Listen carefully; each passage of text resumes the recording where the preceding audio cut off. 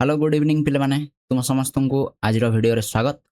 आज वीडियो रे आमे एजुकेशन सब्जेक्ट रो चैप्टर 2 जोटा कि होची गोपबंधु दास जो शिक्षा व्यवस्था थिला ता उपरे सविशेष आलोचना करिया जाउछे। नो आज वीडियो टी बहुत इंपोर्टेंट रहबो। निश्चित आर वीडियो को लास्ट पर्यंत देखियो गोटे बड़ वीडियो ही हबो। कंप्लीट चैप्टर को कंप्लीट गोपबंधु जो शिक्षा व्यवस्था थिला ताको आमे कंप्लीटली डिस्कशन करिया आज क्लास रे। तेणु डेरी न करी आरंभ करिया। तुम समस्त देखुछ सीएचएस एजुकेशन चैनल जो थे आमे एजुकेशन रिलेटेड टॉपिक को सविशेष आलोचना करता विभिन्न प्रकार वीडियो आनी था जोटा तुम परीक्षा दृष्टिकोण रू बहुत इंपोर्टेंट रहे। ठीक अच्छे तेणु आज वीडियो रे आमे गोपबंधु दास शिक्षा व्यवस्था विषय जाना पाइबा। ठीक अच्छे कौन कौन जाने आज वीडियो आम जाना ता पूर्व जो मैंने चैनल को सब्सक्राइब करना निश्चित चैनल को सब्सक्राइब करदे। वीडियो भल लगे निश्चित गोटे लाइक करदे। ता सहित जो मैंने चाहब वीडियो को तुम सांग मान सहित शेयर कर। ठीक अच्छे तेणु आज वीडियो आम देखा गोपबंधु जीवन विषय जाना बहुत किसी डिटेल्स आम जाना बहुत सर्टकट आम जीवन को जाना सहित जीवन दर्शन विषय किसी जिन जाना।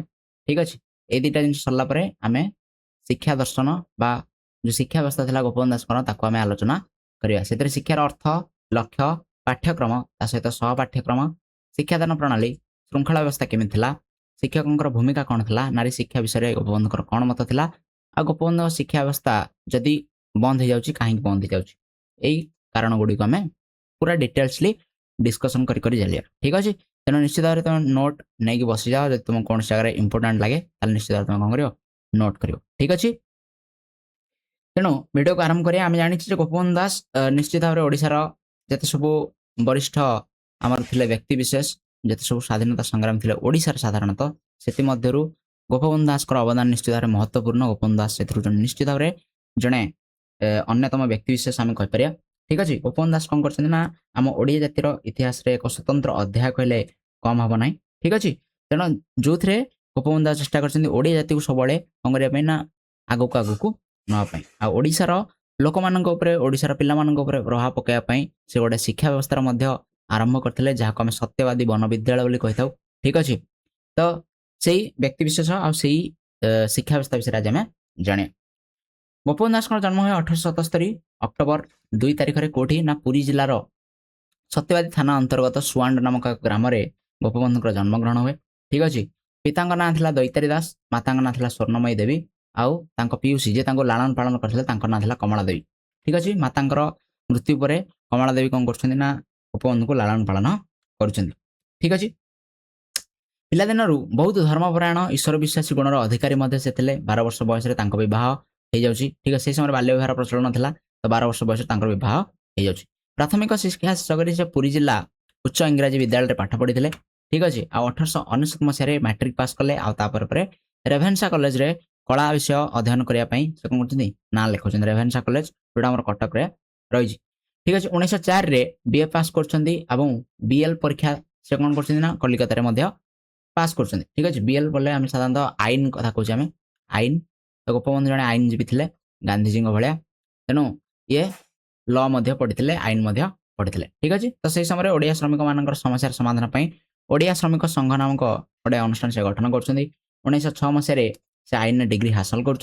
ठीक अच्छे आउ से वर्ष पत्नी देहांत हो जाए।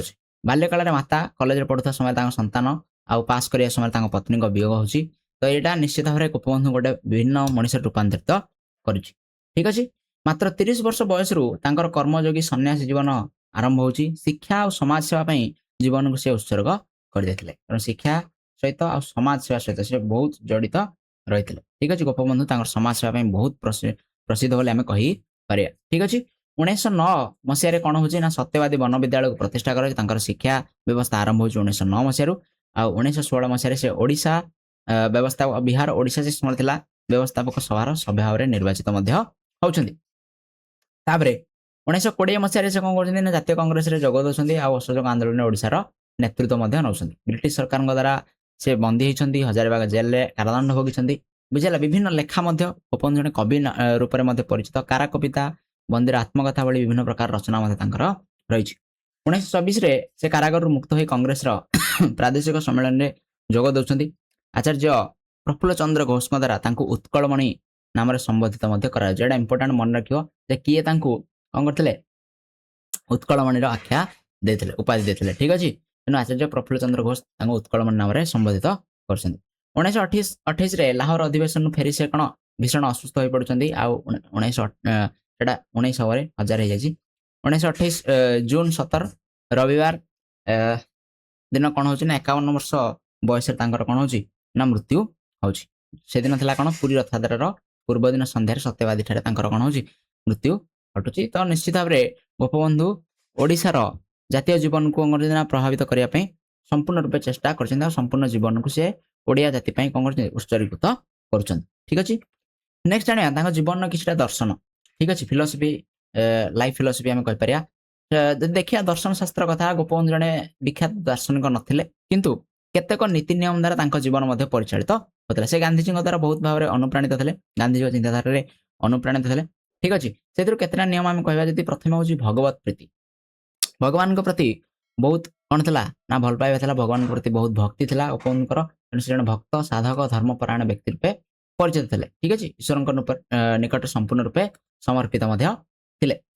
दुई हूँ जाति प्रीति ये जातिर अर्थ हूँ ओडिया जाति कथा कहूँ ठीक अच्छे ओडिया जाति कथा आम कहे ओडिया जाति प्रति भल पाइबा रही निश्चित भाव में गभीर प्रेम रही ठीक अच्छे आ जातीय चरित्र जीवन उन्नति था जीवन मूल लक्ष्य ओडिया जातिर उन्नति केमी हम से सब कौन कर चेष्टा कर नेक्स्ट कौन नेक्स्ट हूँ मानव प्रीति मनीष मान प्रति भल पाइबा ठीक अच्छे से मनुष्य को ईश्वर संतान रूप में तुलना कर सहित से जो आमर गोटे कथा जे मानव सेवा ही माधव सेवा यही जो चिंताधारा ये अनुप्राणित थे गोपबंधु सब जीवन प्रत्येक मुहूर्त से मनीष मान लोक मान सेवार अतिवाहित कर समाजसेवी रूप में परिचय निश्चित भाव में ओडिशा गोटे अवदान रही है समाजसेवी हिसाब से ठीक अच्छे। तो ये था कि कौन जीवन कौन नियम कानून जोड़ा से पालन करते जीवन सारा ठीक अच्छे। एवं जाना शिक्षा दर्शन जोटा आम बहुत इंपोर्टाट ठीक अच्छे आम सब इंपोर्टाट हो शिक्षा व्यवस्था एजुकेशन सिस्टम को बहुत भल भाव में आम बुझा निहाती आवश्यक। जो सत्यवादी वनविद्यालय तैयारी 1909 मसीह से केमी भाव में ओडिशार पिला माननकु शिक्षित कर चेष्टा कर शिक्षा व्यवस्था माध्यम बुझा चेष्टा करा बहुत इंपोर्टाट ये निश्चित भाव में तुम लास्ट पर्यंत बहुत ध्यान सहकारे बसिकी देख जो बुझीपारे तुम पुणी थे देखिपार वीडियो को ठीक अच्छे। पुणी थे कहीदे जो भल लगे भिडियो निश्चित भाव में सांग मानू शेयर कर लाइक कर आउ चैनल को निश्चित भाव में सब्सक्राइब कर। तो बहुत डिटेल्सली आम गोटे गोटे छोट छोट जिन बहुत धीरे धीरे धीरे धीरे बुझी बुझा जहाँफल भिडियो बहुत लंबा हम धैर्य सहकार तुम देख कि 2 थर 3 थर तुम देखिपार आ जो इंपोर्टाट तुमको लगे नोट तुम कर ठीक अच्छे। आज तुमको तो आर पीडीएफ दरकार जब पीडीएफ दरकार ठीक अच्छे ताले निश्चित भाव कमेंट कर ठीक अच्छे कमेंट कर पीडीएफ बोली मुझे निश्चित भाव तुमको पीडीएफ कौन करी लिंक रे प्रदान करी जो तुमको दरकार हो ठीक अच्छे। आगामी दिन में आम गोटे व्हाट्सएप ग्रुप क्रिएट करिया जहाँफल तुमको सहज हम पीडीएफ प्रदान करिया ठीक अच्छे आरंभ करिया। तो गोपबंधुଙ୍କର शिक्षार अर्थ फास्ट जिनस शिक्षा विषय से कौन कहते शिक्षार डेफिनेशन देवाक जाए गोपबंधु कहते जे विद्यालय दिया शिक्षा को मु प्रकृत शिक्षा बोली मन करूना प्राचीन भारत में जो शिक्षानुष्ठान थिला धर्म केन्द्र रे दिया शिक्षा ही वास्तव शिक्षा अटे। तो ये जो कह विद्यालय कथा जो आम कहूचे सब मन रखिया जो शिक्षाविद विषय में पढ़ुचे से जो मत दौरान से समय कथा कहते ठीक अच्छे। तेणु से समय जो विद्यालय था साधारणतः 1909 मसीहा कथा कहवा इंग्रेज शासन आम देश में प्रचलित था तेणु गोटे पराधीन भारत में इंग्रेज माने कौन करते ना विद्यालय शिक्षा प्रदान करते। तो सही शिक्षा व्यवस्था कौन होता ना सी कौन करते संस्कृति पाठपढ़ा को अधिक गुरुत्व देते भारतीय संस्कृति केते गुरुत्व दि जाऊ ना। तो सही विद्यालय गुड़ी को गोपबंधु कौन कर निंदा कर विद्यालय गुड़िक दिया शिक्षा को से प्रकृत शिक्षा बोली मन करू ना ठीक अच्छे। आ प्राचीन भारत में शिक्षानुष्ठान प्राचीन भारत जो शिक्षानुष्ठान था साधारण कह गुरुकुल आश्रम शिक्षा तो सही शिक्षा गुड़ी को कहते वास्तव शिक्षा से समय दिया गुरुकुल दिया आश्रम विभिन्न प्रकार धर्म केन्द्र मानक प्रदान करा वास्तव शिक्षा ये गोपबंधु कौन ना शिक्षार जो डेफिनेशन था। जानिया जे सत्यवादी वन विद्यालय विषय सत्यवादी वन विद्यालय प्रतिष्ठा हुए 1909 मसीहा अगस्ट 12 तारिख दिन ए डेट टी बहुत इंपोर्टाट मन रखियो निश्चित भाव में ठीक अच्छे परीक्षा दृष्टि इंपोर्टाट ठीक अच्छे। प्रतिष्ठा के 1909 मसीहा अगस्ट 12 तारिख अगस्ट 12 तारिख में कौन हुए सत्यवादी वन विद्यालय तैयारी हुए कौटी ना पुरी जिलार सत्यवादी बोली गोटे जगह अच्छी ठीक अच्छे साक्षी गोपाल आम कहीपर पुरी जिलार साक्षी गोपाल ସାକ୍ଷୀ ଗୋପାଳ ଠାରେ କ'ଣ ହେଲା ନା ସତ୍ୟବାଦୀ ନାମ ଗୋଟେ ଜାଗାରେ ଗୋଟେ ବକୁଳ ବନ ଅଛି। ଠିକ ଅଛି, ବକୁଳ ବନ ଗୋଟେ ସେଇ ସମୟରେ ବକୁଳ ଗଛ ଥିଲା ସେଇ ଜାଗାରେ। ଠିକ ଅଛି, ସେଟା ବକୁଳ ବନ ବୋଲି କୁହାଯାଉଥିଲା। ଏଟାକୁ ଗୁପ୍ତ ବୃନ୍ଦାବନ ବୋଲି ମଧ୍ୟ କୁହାଯାଉଥିଲା। ତାକୁ ଆମେ ମନେ ରଖିବା, ଗୁପ୍ତ ବୃନ୍ଦାବନ ବୋଲି ମଧ୍ୟ କୁହାଯାଉଥିଲା। ଯେହେତୁ ଏ ଗୋଟେ ବକୁଳ ବନରେ ତିଆରି ହେଲା, ଆର ନାଁ ଦିଆଗଲା ସତ୍ୟବାଦୀ ବନ ବିଦ୍ୟାଳୟ। ପ୍ରଥମେ ମାତ୍ର 19 ଜଣ ଛାତ୍ରଛାତ୍ରୀଙ୍କୁ ନେଇ ଏ ବିଦ୍ୟାଳୟ ତାର ଜର୍ଣ୍ଣି ବା ତାର କ'ଣ ନା ଆରମ୍ଭ କରିଥିଲା।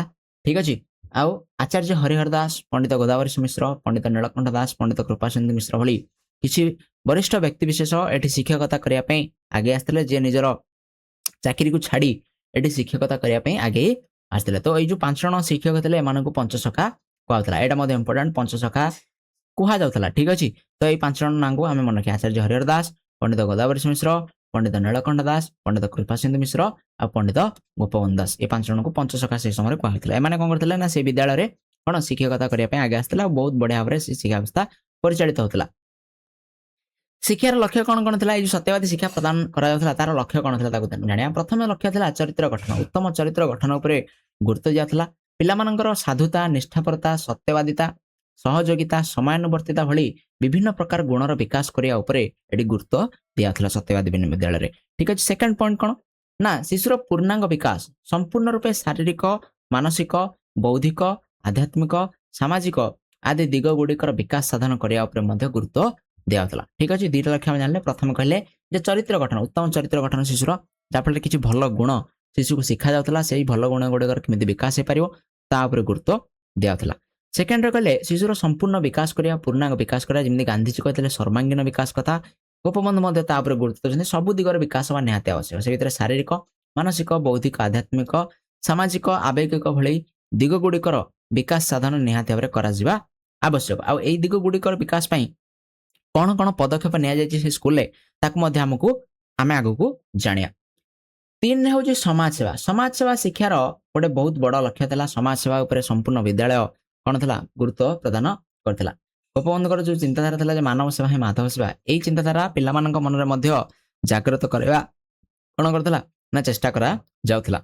ଦୁଃଖୀ, ପୀଡ଼ିତ, ଅସହାୟ ଲୋକଙ୍କୁ ସେବା ଯୋଗାଇ ଦେବା ବିଦ୍ୟାଳୟର ଶିକ୍ଷକ ଆଉ ଶିକ୍ଷାର୍ଥୀ ଉଭୟ, ଶିକ୍ଷକ ଆଉ ଶିକ୍ଷାର୍ଥୀ ଦୁଃଖୀ, ପୀଡ଼ିତ, ଅସହାୟ ଲୋକଙ୍କୁ କରୁଥିଲେ ବିଭିନ୍ନ ସମୟରେ ଯାଇକି ସେମାନଙ୍କର ସାହାଯ୍ୟ ସହଯୋଗ କରୁଥିଲେ। ତେଣୁ ସମାଜ ସେବାକୁ ମଧ୍ୟ ବିଦ୍ୟାଳୟରେ କ'ଣ କରାଯାଇଛି ନା ଗୁରୁତ୍ୱ ଦିଆଯାଇଛି।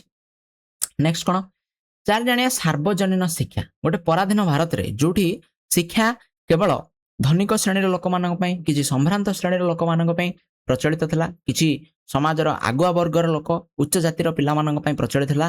ସେହି ସମୟରେ ଗୋପବନ୍ଧୁ ଚେଷ୍ଟା କରୁଛନ୍ତି 1909 ମସିହାରେ, ଠିକ ଅଛି 1909 ମସିହାରେ ସ୍ୱାଧୀନତାର ପାଖାପାଖି 40 ବର୍ଷ ପୂର୍ବ କଥା ଆମେ କହୁଛେ, ତା ପୂର୍ବରୁ ହିଁ ଗୋପବନ୍ଧୁ ଚେଷ୍ଟା କରିଛନ୍ତି ଯେ ଶିକ୍ଷାକୁ ସାର୍ବଜନୀନ କରିବା ପାଇଁ। ସାର୍ବଜନୀନ ଅର୍ଥ ହେଉଛି ଯେ ଜାତି, ଧର୍ମ, ବର୍ଣ୍ଣ ନିର୍ବିଶେଷରେ ସମସ୍ତଙ୍କୁ ମୁକ୍ତ ଆଉ ବାଧ୍ୟତାମୂଳକ ଶିକ୍ଷା ମିଳିବା ନିହାତି ଆବଶ୍ୟକ ବୋଲି ଗୋପବନ୍ଧୁଙ୍କର ବିଚାର ଥିଲା। ଯେ ସେ ଯେକୌଣସି ଜାତିର ହଉ, ଯେକୌଣସି ଧର୍ମର ହଉ, ଯେକୌଣସି ବର୍ଗର ପିଲା ହଉନା କାହିଁ, ଧନୀ ଗରିବ ସମସ୍ତେ ଯେମିତି ପାଠ ପଢି ପାରିବେ, ସେଇଥିପାଇଁ ଗୋଟେ ବିଦ୍ୟାଳୟ ତିଆରି କରାଗଲା ଯାହାର ନାଁ ଦିଆଗଲା ସତ୍ୟବାଦୀ ବନ ବିଦ୍ୟାଳୟ। ଏଠି କୌଣସି ପିଲାଙ୍କୁ ବାଛ ବିଚାର କରାଯାଉନଥିଲା, କୌଣସି ପିଲାଙ୍କୁ ପାଠ ପଢିବା ପାଇଁ ମନା କରାଯାଉ ନଥିଲା। ଶିକ୍ଷା ସମ୍ପୂର୍ଣ୍ଣ ରୂପେ ମାଗଣା ଥିଲା, ଯାହାଫଳରେ ସବୁ ପିଲା ଏଠି ପାଠ ପଢି ପାରିବେ। ଠିକ ଅଛି, ତେଣୁ ଶିକ୍ଷା ସମସ୍ତଙ୍କ ପାଇଁ ଉଦ୍ଦିଷ୍ଟ କରିବା ଗୋପବନ୍ଧୁଙ୍କର ଆଉ ଗୋଟେ ଲକ୍ଷ୍ୟ ଥିଲା। 5ରେ କ'ଣ ଥିଲା ନା ଶିଶୁମାନଙ୍କୁ ଆତ୍ମନିର୍ଭରଶୀଳ କରାଇବା। ଠିକ ଅଛି, ଆତ୍ମନିର୍ଭରଶୀଳ ମାନେ କ'ଣ ନା ପିଲାମାନଙ୍କୁ ରୋଜଗାରକ୍ଷମ କରିବା, ଯାହାଫଳରେ ସେମାନେ ନିଜ ଉପରେ, ପରିବାର ଉପରେ ନିର୍ଭରଶୀଳ ନ ହେଇକି ନିଜେ ଆତ୍ମନିର୍ଭରଶୀଳ ହେଇପାରିବେ। ତେଣୁ ଶିଶୁକୁ ଭଲ ମଣିଷ କରିବା ସଙ୍ଗେ ସଙ୍ଗେ ତାକୁ ଆତ୍ମନିର୍ଭରଶୀଳ କରିବା ମଧ୍ୟ ନିହାତି ଭାବରେ ଆବଶ୍ୟକ। ତେଣୁ ବିଭିନ୍ନ ପ୍ରକାର କର୍ମ, ଯେମିତିକି ହସ୍ତକର୍ମ ହେଇଗଲା, ବଗିଚା କାମ, କାଠ କାମ, କୃଷି କାର୍ଯ୍ୟ, ସେହି ସମୟରେ ବହୁତ ଫେମସ୍ ଥିଲା କ'ଣ ଲୁଗା ବୁଣିବା, ଠିକ ଅଛି ନା ନାହିଁ, ସୂତା କାଟିବା, ଲୁଗା ବୁଣିବା, ଏଇସବୁ ବିଭିନ୍ନ ପ୍ରକାର କୌଶଳକୁ ପିଲାମାନଙ୍କୁ ଟ୍ରେନିଂ ଦିଆଯାଉଥିଲା, ପିଲାମାନଙ୍କୁ ତାଲିମ ଦିଆଯାଉଥିଲା, ଯାହାଫଳରେ ସେମାନେ କ'ଣ ହେବେ ନା ବହୁତ ଭଲ ଭାବରେ ଆତ୍ମନିର୍ଭରଶୀଳ ନିଜ ଆଡୁ ହେଇପାରିବେ। ଠିକ ଅଛି, ନେକ୍ସଟ କ'ଣ, ନେକ୍ସଟ ହେଉଛି ଦେଶପ୍ରେମ। ଶିକ୍ଷାର ଅନ୍ୟ ଏକ ଲକ୍ଷ୍ୟ ଥିଲା ସର୍ବୋତ୍ତମ ଦେଶଭକ୍ତ ସୃଷ୍ଟି କରିବା। ଠିକ ଅଛି, ତେଣୁ ସ୍ୱାଧୀନତା ଦୃଷ୍ଟିରୁ ଏହାର ଆବଶ୍ୟକତା ସବୁଠାରୁ ଅଧିକ ମାତ୍ରାରେ ଥିଲା। ଯେମିତି ପିଲାମାନଙ୍କ ଭିତରେ ଦେଶପ୍ରେମର ଉଦ୍ରେକ କରାଯାଇପାରିବ, ସେଇ ଦୃଷ୍ଟିରୁ କ'ଣ କରାଥିଲା ନା ଗୋପବନ୍ଧୁ ଚେଷ୍ଟା କରିଥିଲେ ଯେ ପିଲାମାନଙ୍କ ଭିତରେ ଦେଶପ୍ରେମ ଜାଗ୍ରତ କରିବା। ସେ ତ ସେଇ ଦୃଷ୍ଟିରୁ ମଧ୍ୟ ଶିକ୍ଷା ପ୍ରଦାନ କରାଉଥିଲା। ପିଲାମାନଙ୍କ ଭିତରେ ଦେଶାତ୍ମବୋଧ ଭାବନାର ଜାଗ୍ରତ କରିବା ପାଇଁ ଶିକ୍ଷା ପ୍ରଦାନ କରାଉଥିଲା। ଆଉ ସେହି ସମୟରେ ପରାଧୀନ ଭାରତରେ ଇଂରେଜ ସରକାରଙ୍କ ବିରୋଧରେ ଲଢ଼ିବା ପାଇଁ ଏଟାର ସବୁଠୁ ଅଧିକ ଆବଶ୍ୟକତା ରହିଥିଲା। ଠିକ ଅଛି, ନେକ୍ସଟ ଦେଖିବା 7 नंबर होची उत्तम मनुष्य सृष्टि हला गोपबंधु विश्वास करथिले जे पिला को भलो मनीष रूपे भलो मनीष टे करी गढी तोळबा शिक्षार सर्वोत्तम लक्ष्य थिला ठीक अछि तेणु शिक्षा माध्यम रे उत्तम नागरिक सृष्टि करिया उपरे गोपबंधु गुरुत्व देथिले आ गोपबंधु मध्य रे विद्यालय एक मनीष तयारी कारखाना एटा को तुम मन रख गोपबंधु विद्यालय को एक मनीष तयारी कारखाना बा मनीष गढ़ा कारखाना बोली मध्य कहउथिले ठीक अछि एटा परीक्षा रे निश्चित भाबरे आसी क्वेश्चन जे किए विद्यालय को मनीष तैयारी कारखाना बोली कहितले बा गोपबंधु विद्यालय को कोन बोली वर्णना करछन्ती ठीक अछि मन रहला तो ये थिला 7टा शिक्षार लक्ष्य बा इंपोर्टेंट शिक्षा लक्ष्य ए भितरे मेजर शिक्षार जहा भी लक्ष्य थिला ताको हमें कवर करले नेक्स्ट टाइम देखिया तांको अनुसार गोपबंधु को अनुसार करिकुलम कोन थिला बा पाठ्यक्रम कोन थिला पाठ्यक्रम कहले साधारणतः कोन पाठ्य विषय को विषय को ए विद्यालय रे पाठ पढ़ा जाउथला ताको हमें जाने ठीक अछि बुझ पारलो पाठ्यक्रम माने जो माने जाननो मु कहि दोछ पुन थरे पाठ्यक्रम कहले पाठ्य विषय जेतले विद्यालय रे को विषय पढ़ा जेंति आज का स्कूल में देखिया जे इंग्लिश साहित्य गणित हिस्ट्री ज्योग्राफी एगुडा पाठ पढ़ा होजी सिमिति सेही समय कोन पाठ पढ़ा होतला सेटा कोन पाठ्यक्रम बोली कहबा एटा जानिया निहाती आवश्यक तो सेही समय को विषय ऊपर गुरुत्व दिया होतला गोपबंधु कहउछन्ती जे पाठ्यक्रम पुस्तक भित्तिक न होई नमनीय आ क्रियाशील हवा निहाती आवश्यक ठीक अछि बही पढ़ा को एते गुरुत्व दिया ना माने बही ऊपर बही तो पढ़ा जीव किंतु तापर सबुटु अधिक गुरुत्व हमें दबा नै ठीक अछि पाठ्यक्रम बहिर्भूत अनेक कार्यक्रम मध्ये प्राधान्य दैछन्ती के गोपबंधु कहते पाठ विषय पढ़ा संगे संगे अन्य प्रकार कार्यक्रम को मध्ये कोन करा जीवन गुरुत्व दिया जो शिक्षार्थीर व्यक्तित्वर सुषम विकास ऊपर गुरुत्व दिया जो व्यक्तित्वर विकास व्यक्तित्व कहले साधारण हम जो पर्सनालिटी कथा खोजे हले जी पर्सनालिटी कहले ओवरऑल डेवलपमेंट हला शिशुर सब प्रकार रो विकास शारीरिक मानसिक सब प्रकार रो तार पोशाक परिच्छेद आरंभ करेगी सब प्रकार विकास को आम व्यक्तित्व बोली कहता से केमती कथा कहूँ केमती बसुची केमती व्यवहार तार रोची से सब जिन आम व्यक्तित्व बोली कहता तेणु यही सब जिन विकास उपर गुरुत्व दिज्व शिक्षार्थी को जड़े आदर्श व्यक्ति परिणत करने प्राधान्य दिया जे शिक्षार्थी गोटे भल व्यक्ति परिणत हो गुरुत्व दिया सहित पुस्तकगत शिक्षा सांगे कर्म शिक्षार तालीम विद्यालय प्रधान उद्देश्य था विभिन्न प्रकार कर्म तालीम प्रदान कराउथला ठीक अछि विभिन्न प्रकार कर्म रे तालीम प्रदान कराउथला ठीक अछि एठी जदि हम देखिबा देखो गोटे जिंस मु कहि दोछि इंपोर्टेंट जिंस जदि हम बहिरे पाठ पढू आमे प्रथमे पढिथाउ गांधीजी को शिक्षा हला नेक्स्ट टाइम पढिथाउ गोपबंधु को शिक्षा ठीक अछि किंतु जदि हम टाइमलाइन देखिया हिस्ट्री रे टाइमलाइन देखिया समय अनुसार देखिया गांधीजी को शिक्षा आतला 1937 मसिया रे गोपबंधु को शिक्षा आतला 1909 मसिया रे ठीक अछि तो एठी गोपबंधु कोन करतले गांधीजी जो मौलिक शिक्षा अछि ता पूर्वरु गोपबंधु कोन करतले ना सत्यवादी वर्ण विद्यालय आनिया को चेष्टा करिसेंती ठीक अछि तो एठी हम देखिया गोपबंधु को सत्यवादी शिक्षा प्रथम आछि तापरे गांधीजी मौलिक शिक्षा आछि आको हम ध्यान रखिया निहाती आवश्यक ठीक अछि नेक्स्ट कोन जानिया कोन पाठ्यक्रम दिला ना 3R ऊपर गुरुत्व दिया था 3R कहले कोन रीडिंग राइटिंग आ अरिथमेटिक जोटा हम ओडिया रे कहछे पठन लिखन और गणित साधारणतः पढ़िबा पढ़ी लेखिबा सॉरी पढ़ी जानिबा हला लेखि जानिबा ता सहित गणित हिसाब करी जानिबा एई तीनटा जने पिला निहाती भाबरे जानिबा निहाती आवश्यक तदि आमे ता कोन करछे अन्य जिंस शिखिया को चेष्टा करछे ठीक अछि ता सहित शिशु केंद्रिक शिक्षा ऊपर गुरुत्व निश्चित भाबरे दिया जायछि से चाहते गोटे शिशु केंद्रिक शिक्षा प्रतिष्ठा करने गोटे मुक्ताकाश शिक्षा प्रचलन करने को गोपबंधु चेष्टा कर मुक्ताकाश शिक्षा माने कौन जानिया मुक्ताकाश कहले खोला आकाश तले शिक्षा जितेबले आम जस्ट पे पढ़ी आसले जो गोपबंधु कौन करते ना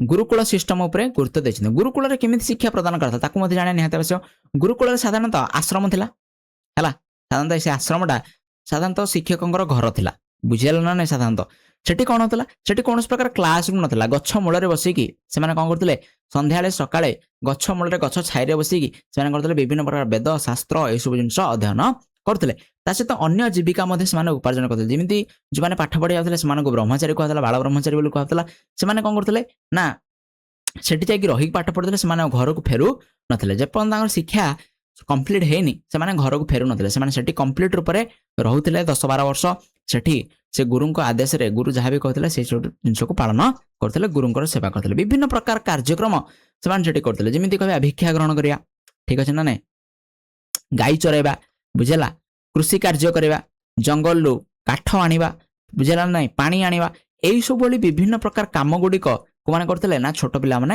ସାଧାରଣତଃ ସେଠି ଯେଉଁ ଶିକ୍ଷାର୍ଥୀମାନେ ଥିଲେ ସେମାନେ କରୁଥିଲେ, ଯାହାଫଳରେ ସେ କ'ଣ ଗୁରୁକୁଳ ଚଳିପାରିବ। ତ ଏଇ କାମ ଗୁଡ଼ିକ ସେମାନେ ଭିକ୍ଷାକରଣ କରୁଥିଲେ, ବିଭିନ୍ନ ସ୍ଥାନ ଯାଇକି ଗାଈ ଚରାଇବାକୁ ନେଇକି ଯାଉଥିଲେ, କୃଷି କାର୍ଯ୍ୟ କରୁଥିଲେ, ସେମାନେ କାଠ ଆଣୁଥିଲେ, ମେଡ଼ିସିନ ଆଣୁଥିଲେ, ଠିକ୍ ଅଛି, ଯେଉଁ ଚେରମୂଳି ଥିଲା ଜଙ୍ଗଲ ସଂଗ୍ରହ କରୁଥିଲେ, ପାଣି ଆଣୁଥିଲେ, ବୁଝିଲା ନା, ଯାହା ବି ଆବଶ୍ୟକ ଜିନିଷ ଥିଲା ସେ ସବୁ ଜିନିଷ ପିଲାମାନେ କରୁଥିଲେ, ଠିକ୍ ଅଛି। ତ ସେଇ ଯେଉଁ ଗଛ ମୂଳରେ ବସିକି ଖୋଲା ଆକାଶ ତଳେ ପାଠ ପଢ଼ିବା ସେଇଟା କୁହାଯାଏ ମୁକ୍ତାକାଶ ଶିକ୍ଷା। ଆଉ ଏଇ ସବୁ ଜିନିଷ ଗୋପବନ୍ଧୁଙ୍କର ଶିକ୍ଷା ବ୍ୟବସ୍ଥାରେ ଦେଖିବାକୁ ମିଳିଥାଏ।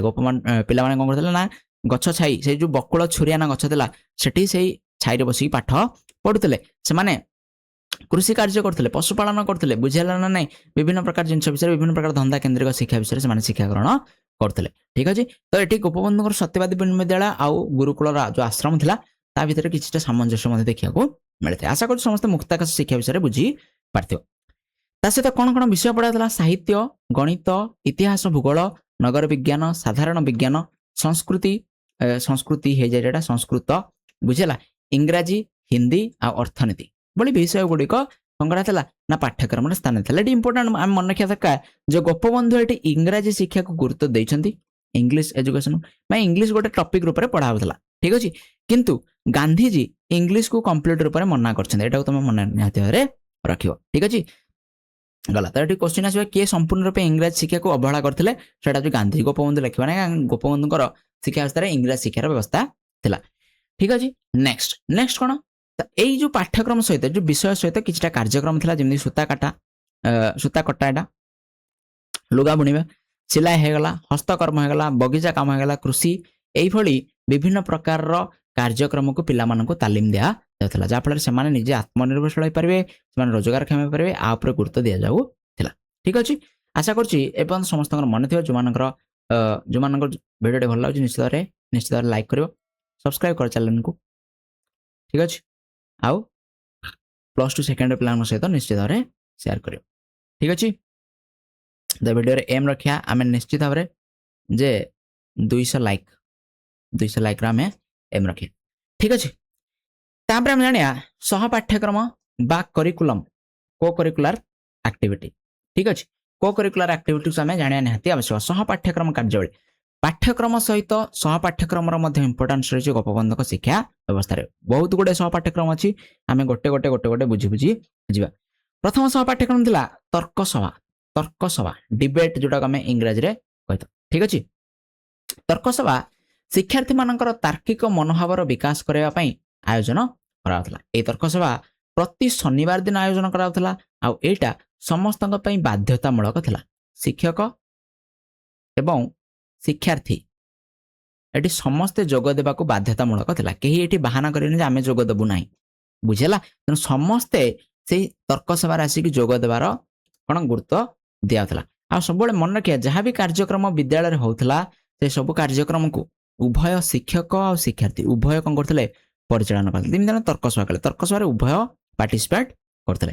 ବେଳେବେଳେ କ'ଣ ହେଉଥିଲା ନା ସମାଜର କିଛି ବିଶିଷ୍ଟ ବ୍ୟକ୍ତିଙ୍କୁ ମଧ୍ୟ ସେଠିକି ଆମନ୍ତ୍ରଣ କରାଯାଉଥିଲା। ବିଶିଷ୍ଟ ବ୍ୟକ୍ତି, ସମାଜର କିଛି ପ୍ରତିଷ୍ଠିତ ବ୍ୟକ୍ତିଙ୍କୁ କ'ଣ କରାଯାଉଥିଲା? ସେଠିକି ଆମନ୍ତ୍ରିତ କରାଯାଉଥିଲା, ଯାହାଫଳରେ ସେମାନଙ୍କର କ'ଣ କରୁଥିଲା ନା ସେମାନେ ମଧ୍ୟ କ'ଣ କରୁଥିଲେ ନା ପିଲାମାନଙ୍କୁ ବିଭିନ୍ନ ସେମାନଙ୍କର ଭାଷଣ ହେଉ, ସେମାନଙ୍କର ଯେଉଁ ଚିନ୍ତାଧାରା ଅଛି ସେଇଟା ପିଲାମାନଙ୍କ ଉପରେ ନିଶ୍ଚିତ ଭାବରେ ଗୋଟେ ଭଲ ପ୍ରଭାବ ପକାଇବ। ସେଇ ଦୃଷ୍ଟିରୁ ସେମାନେ କ'ଣ କରୁଥିଲା? ବିଦ୍ୟାଳୟକୁ ନିମନ୍ତ୍ରଣ କରାଥିଲା ଏଇ ତର୍କ ସଭାରେ ଯୋଗ ଦେବା ପାଇଁ। ତ ସେମାନେ ଆସିକି ପିଲାମାନଙ୍କୁ ଉଦ୍ବୋଧନ ଦେଉଥିଲେ, ପିଲାମାନଙ୍କୁ ବିଭିନ୍ନ ପ୍ରକାର ଉତ୍ସାହ ଦେଉଥିଲେ, ଠିକ୍ ଅଛି, ପ୍ରେରଣା ଯୋଗାଉଥିଲେ। ନିଶ୍ଚିତ ଭାବରେ ଏଇଟା ଇମ୍ପୋର୍ଟାଣ୍ଟ ରହିଛି, ଠିକ୍ ଅଛି। ଆଉ ବିଭିନ୍ନ ବିଷୟ ଉପରେ ଏଇ ତର୍କ ସଭାରେ ଆଲୋଚନା କରାଯାଉଥିଲା, ବୁଝିଗଲା। ସେକେଣ୍ଡ କାର୍ଯ୍ୟକ୍ରମ କ'ଣ ଦେଖିବା? ସେକେଣ୍ଡ କାର୍ଯ୍ୟକ୍ରମ ହେଉଛି ସାହିତ୍ୟିକ କାର୍ଯ୍ୟାବଳୀ। ସାହିତ୍ୟିକ କାର୍ଯ୍ୟାବଳୀ କ'ଣ ନା ସାହିତ୍ୟିକ ପ୍ରତିଭାର ଉନ୍ନତି ସାଧନ କରିବା ନିମନ୍ତେ ଏହାକୁ ଗୁରୁତ୍ୱ ଦିଆଥିଲା। ସାହିତ୍ୟିକ ପ୍ରତିଭା, ପିଲାମାନଙ୍କର ଯେଉଁ କଳା ଅଛି, ପିଲାମାନଙ୍କର ଯେଉଁ ସାହିତ୍ୟ ପ୍ରତି ଭଲ ପାଇବା ଅଛି ତାକୁ ଡେଭଲପମେଣ୍ଟ କରେ। କାହିଁକିନା ଗୋପବନ୍ଧୁ ଜଣେ କବି ଥିଲେ, ନିଜେ ଜଣେ ଲେଖକ ଥିଲେ, ଠିକ୍ ଅଛି। ସେଠି ଯେଉଁ ଶିକ୍ଷକମାନେ ଶିକ୍ଷକତା କରୁଥିଲେ ସେମାନେ ମଧ୍ୟ ବିଭିନ୍ନ ଲେଖା ମାଧ୍ୟମରେ ସମାଜକୁ ବିଭିନ୍ନ ପ୍ରକାରର ବାର୍ତ୍ତା ପ୍ରଦାନ କରିଛନ୍ତି। ତେଣୁ ସାହିତ୍ୟିକ ପ୍ରତିଭା ଉପରେ ଏଠି ଗୁରୁତ୍ୱ ମଧ୍ୟ ଦିଆଯାଇଛି, ହେଲା। ବାଣୀ ନାମକ ଏକ ହସ୍ତଲିଖିତ ପତ୍ରିକା ଏଠି ପ୍ରକାଶ ପାଉଥିଲା। ବାଣୀ, ଏଟାକୁ ଆମେ ମନେ ରଖିବା। ବାଣୀ ପତ୍ରିକା ନାଁ ଥିଲା କ'ଣ? ବାଣୀ। ଆଉ ଏଟା ହସ୍ତଲିଖିତ ମାନେ ହାତରେ ଲେଖା ହେଉଥିଲା। ସେ ସମୟରେ ଏତେ ପ୍ରିଣ୍ଟିଂ ପ୍ରେସ୍ ନଥିଲା, ଠିକ୍ ଅଛି। ତେଣୁ ହାତରେ ଲେଖିକି ପିଲାମାନେ ସେ ପତ୍ରିକାକୁ ହାତରେ ଲେଖୁଥିଲେ। ସେଠି ପିଲାମାନଙ୍କର ଆଉ ଶିକ୍ଷକଙ୍କର ପତ୍ରିକା ଲେଖା ଗୁଡ଼ିକ ପ୍ରକାଶ ପାଉଥିଲା। ପିଲାମାନେ ଲେଖି ସାରିବା ପରେ ସେଟାକୁ ଶିକ୍ଷକମାନେ କରେକ୍ସନ୍ କରୁଥିଲେ, ଯେଉଁଠି ଭୁଲ ଭଟକା ଥିଲା तापर सेटा कौन करथिला पिलामानकु पढ़िया पई दिया जाथिला तेणु बाणी आ सत्यवादी नामक पत्रिका मध्य कौन होची ना सत्यवादी वन विद्यालय प्रकाश होची बाणीटा साधारणतः पिलामानक पई उद्दिष्ट रहितला ठीक अछि आ सत्यवादी मध्य गोटे पत्रिका थिला जोटा सत्यवादी वन विद्यालय प्रकाश होतला नेक्स्ट शिक्षक तथा छात्रଙ୍କ हस्तलेखा हातर लेखा एथिरे स्थान पाउतला कवि सम्मेलन आयोजन मध्य विभिन्न समय करा जाउतला ठीक अछि ये थिला कोन साहित्यिक कार्यावली नेक्स्ट देखिया 3 नंबर कार्यक्रम होची क्रीड़ा और कसरत पिला मानकर शारीरिक दक्षतार वृद्धि निमंते करा जाउतला आमे जानले जे गोपबंधु शारीरिक मानसिक आध्यात्मिक नैतिक विभिन्न दिगर विकास उपरे गुरुत्व दैछन्ति तेनु शारीरिक विकास पई शारीरिक दक्षतार वृद्धि निमंते क्रीडार व्यवस्था हतला कोन क्रीडा थिला आखड़ा व्यायाम लाठी खेल खंडा खेल विभिन्न प्रकार कसरत दौड़ एई सब जिंस को करथला विद्यालय स्थान दियाथला तेनु पिला माने विभिन्न प्रकार क्रीडा कसरत को प्रदर्शन करथले विद्यालय रे वार्षिक क्रीडार आयोजन मध्य हेउतला ठीक अछि नेक्स्ट आनिया नेक्स्ट पाठ्यक्रम कार्यावली थिला भ्रमण माने विभिन्न स्थान को बुली जे आजिकार जो तुम स्कूल किबा ट्यूशन ने देखो तो भ्रमण विभिन्न स्टडी टूर करिया जा एक्सकर्शन जा तो एईटा सेही समय मध्य प्रचलित थिला भ्रमणर उद्देश्य होची पिला माने नूतन ज्ञान प्राप्ति करि परिबे ता सहित एई जो भ्रमण एटा पिला को गोटे वास्तव अभिज्ञता प्रदान करते ठीक अछि वास्तव अभिज्ञता कहले बही रे मनकर आमे गोटे कोणार्क विषय पढुछे ठीक अछि कोणार्क मंदिर विषय पढुछे बही रे कोणार्क मंदिर विषय पढिया वास्तव रे जाई कोणार्क मंदिर को देखिया भितरे कोन बहुत पार्थक्य थाइ बिले ठीक अछि तनो एई जो भ्रमण नुआ नुआ जगह को बुलिया को जिवा पिला मानन को नुआ एक्सपीरियंस वास्तव अभिज्ञता नूतन अभिज्ञता नूतन ज्ञान सेटेकार लोक मानन सहित मिसिबार सुजोग प्रदान करथिला त निश्चित भाବରେ भ्रमणर इंपोर्टेंस मध्य रहितला भ्रमण केमिति करथिले सेही समय से समय पदयात्रा माध्यम रे पादरे चली चली शोभायात्रा करिकी कोन करथिले पिला माने शिक्षक माने कोन करथिले विभिन्न स्थान को भ्रमण करिया को जाथिले किछि स्थानीय लोक माने मध्ये समान स्थान कोन समान सहित जोग मध्ये दथिले तो विभिन्न स्थान को भ्रमण करिया को समान जाउथिले ठीक अछि नेक्स्ट 5 रो समाज सेवा हम जानिले जे समाज सेवा बहुत इंपोर्टेंट थिला शिक्षक शिक्षार्थी उभय समस्त जाउथिले कोन करे समाज सेवा करिया पई तनो समाज सेवा मनोभावर उन्नति दृष्टि रु याको कोन करथिला विद्यालय अंतर्भुक्त करथिला उभय शिक्षक और छात्र विभिन्न स्थान रे गरीब असहाय आ विपन्न लोक मानन को सेवा जगाथिले विपन्न कहले कोन ना विभिन्न प्रकार प्राकृतिक विपर्यय रे पीड़ित होइतिया लोक जिमि हम कहा बन्या हेगला बात्या हेगला ठीक अछि ना नै किमा कोन जगह रे रोग जिमिति कि होइजा बुझियाला ना नै हाड़ फुटी एई भली रोग गुडी को जो स्थान रे होउथला सेही समय ये अधिक मात्रा रे होउथला ठीक अछि तो पिला माने सेठी कोन करथिले से पिला माने और शिक्षक माने जाई कि विभिन्न प्रकार रोगी होंतु किमा गरीब असहाय लोक माने कोन करथिले ना सेवा जोगे दउथिले बन्या बात्या रोग व्यापित स्थान रे